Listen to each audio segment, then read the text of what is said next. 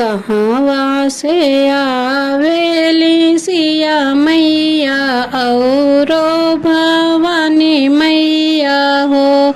सखिया कहवा से आवेले गणेश सबही तिरिया पूजाई हो। सखिया कहवा से आवे गणेश सबही तिरिया पूजाई हो।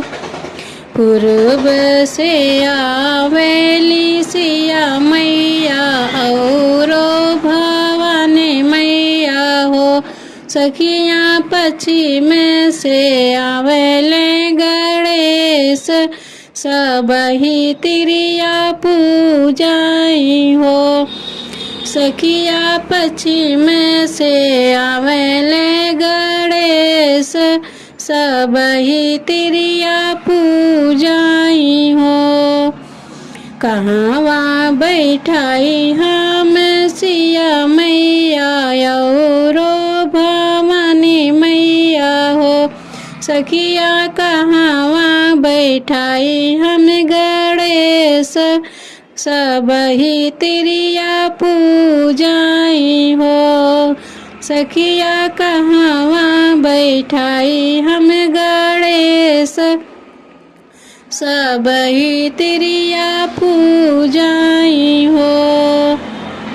अंगने बैठाई हम सिया मैया औरो भवानी मैया हो। सखिया बेदिया बैठाई हम गणेश सबही तिरिया पूजाई सबही तिरिया पूजाई हो।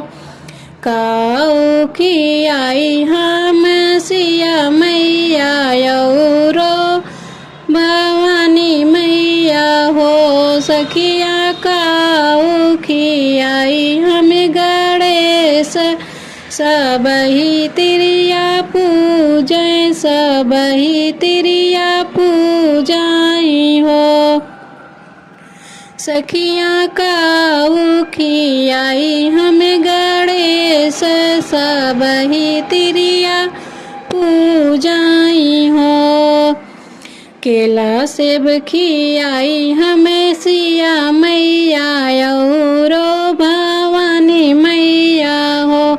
सखियाँ दूध पियाई हमें गणेश सबही तिरिया पूजाई सबही तिरिया पूजाई हो। सखियाँ दूध पियाई हमें गणेश सबही तिरिया पूजाई सबही तिरिया पूजाई।